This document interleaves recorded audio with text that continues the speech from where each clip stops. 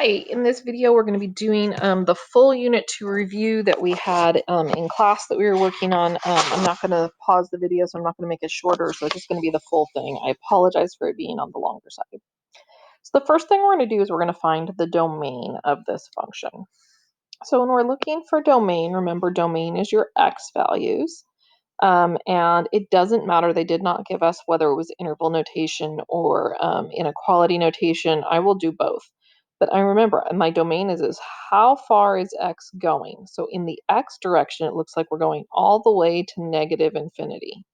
So, and infinity is always an open thing.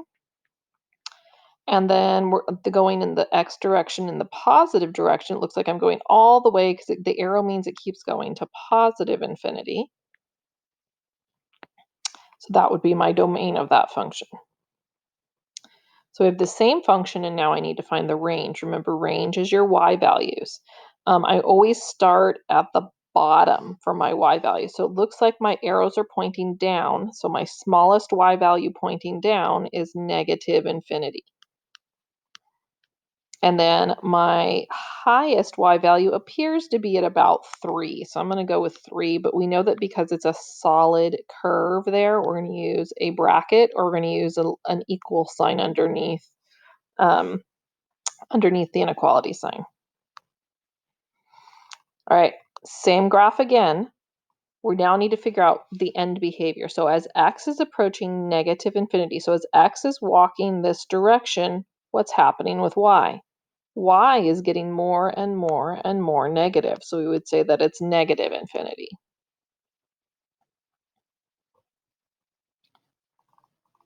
All right, same graph again. This time, as x is walking in the positive direction, what's going on with y? The y is walking further and further and further down, so it's walking more towards negative infinity. All right, new graph, I'm going to find the domain. So the domain, again, is my x values. So I'm going to write it in both inequality and interval notation. We need to recognize both. So the x value that is most to the left because of the arrow means that I'm going to have negative infinity. And then the x value that's most to the right is going to be 2. It stops at 2, and I've got a solid dot there, so I draw a bracket, or I'd put an equal sign underneath my inequality. The range is the y values. So my smallest y value, so I always come down to the bottom part of my graph, looks like it's at about -3, and it would be solid, or an equal sign underneath my inequality, and make sure you're using the y. And then because of this arrow going up, that means it goes all the way up to positive infinity, which is always a parentheses open or an inequality sign without an equals underneath it. This time we have to use interval notation. It tells us that. And we have to figure out where it's increasing. So there's lots of different places that it could be increasing.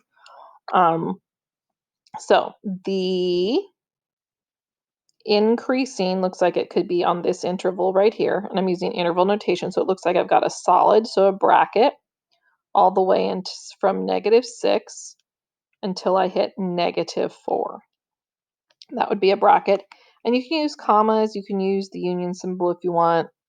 Probably commas are best right now. So and then I'm increasing from left to right. It looks like at -2 with a bracket, all the way until 0 with a bracket again.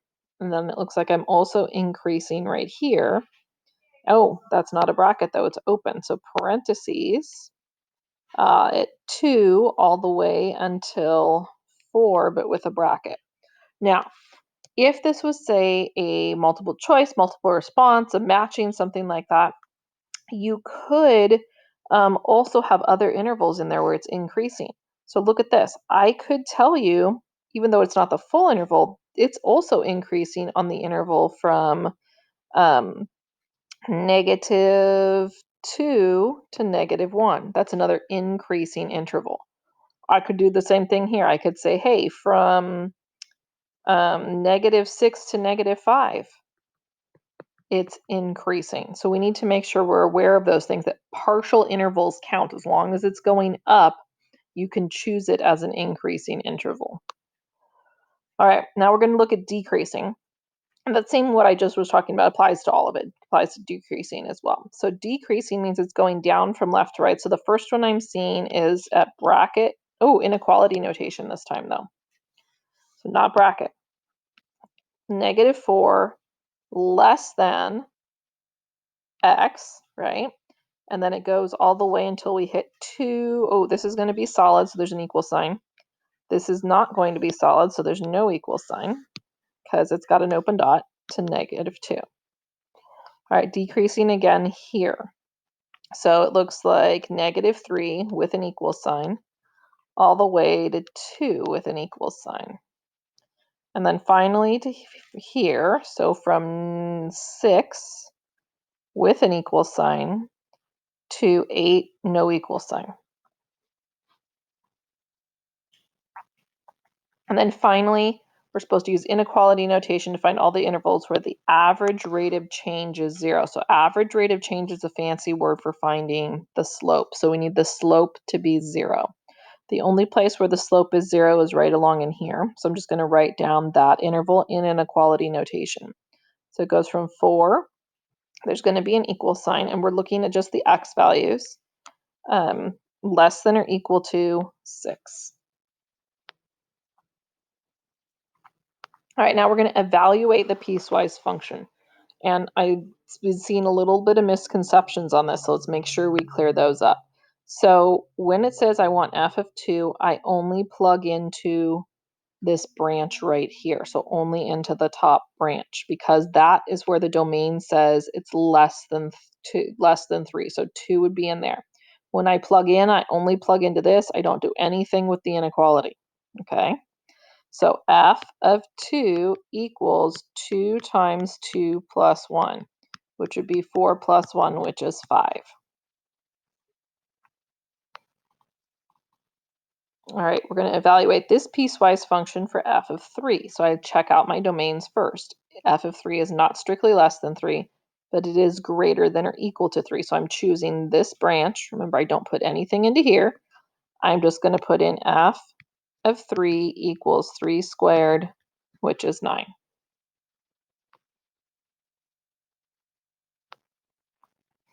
All right, this time I'm wanting to find f of 5, so I'm looking at my inequalities first. F of 5 is not less than 3, so we're not in that branch. F of 5 is greater than or equal to 3, but remember I ignore this and I just plug into the x squared. So f of 5 equals 5 squared, which is 25. All right, name of the game when we've got inverses is we need to switch x and y. We're going to pretend like that's the y. So I'm going to switch them. So x equals y plus 4 over 5. I'm going to multiply both sides by the 5. So we end up with 5x equals y plus 4. Then I'm going to move the 4 to the other side by subtracting it. So 5x minus 4 equals y. We start in function notation, we should end in function notation. So instead of writing y, I'm going to write f inverse of x equals 5x minus 4.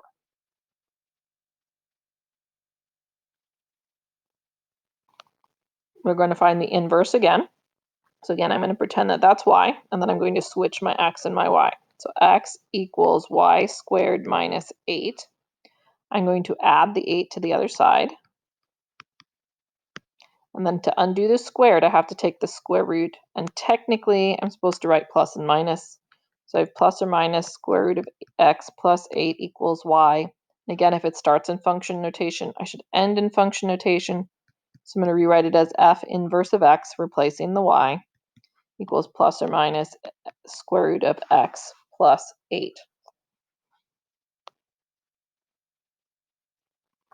All right, now we're going to compose the two functions together. So this says that g has to go inside of f. So I'm going to write the f function. I'm going to write the fancy notation first. I'm going to write the f function with parentheses for the x. Then I'm going to plug the x plus 2 into the parentheses. This squared means I have to write it twice. So x plus 2 times x plus 2. Well, that means I need to FOIL. So x times x is x squared.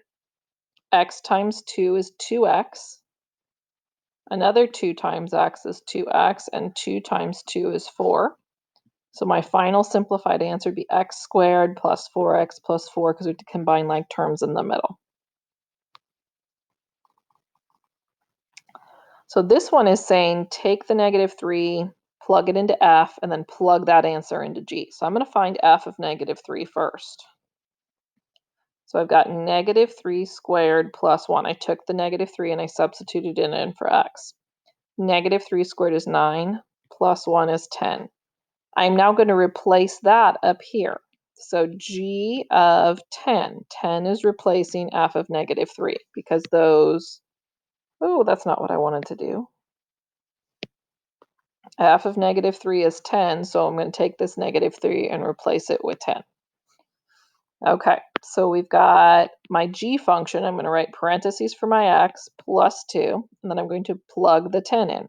I really didn't need those parentheses, so we end up with 12.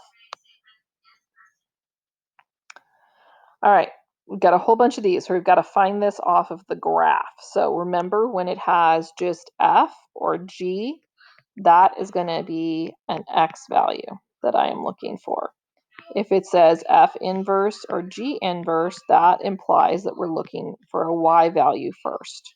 Okay, so this says I'm going to look for 3, but 3 is an x value.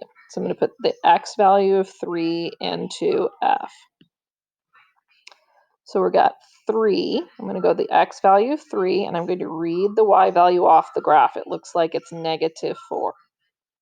It still doesn't have an inverse on it, so I'm going to go to the x value of -4. I'm going to go to the f graph and read the value off the graph. It looks like it's 2. All right, on this one right here, again, inverses. So we have, this is no inverses, so it's an x value. So I'm going to go to the x value of -5. I'm going to go to my f graph, and I'm going to read the y value off. So I'm replacing f of -5 with 1. Again, there's no inverse on it, so we know that that's an x value. I'm going to go to 1, hit my g graph, and read the y value off the graph. It looks like it's -2.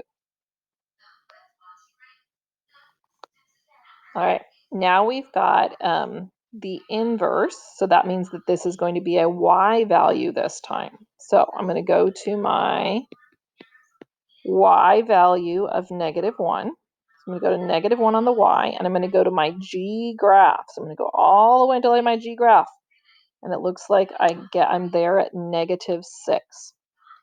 Now I'm going to go to my y value of -6. I'm going to erase a little bit. So I'm going to go to my y value of -6. I'm going to go to my f graph. I happen to be on the f graph right there, which means that that's not -6 on the y graph. I apologize. Need to go to -6 on the y. Ooh, and I notice, look, I never touched the y graph or the f graph. That means that I get a does not exist.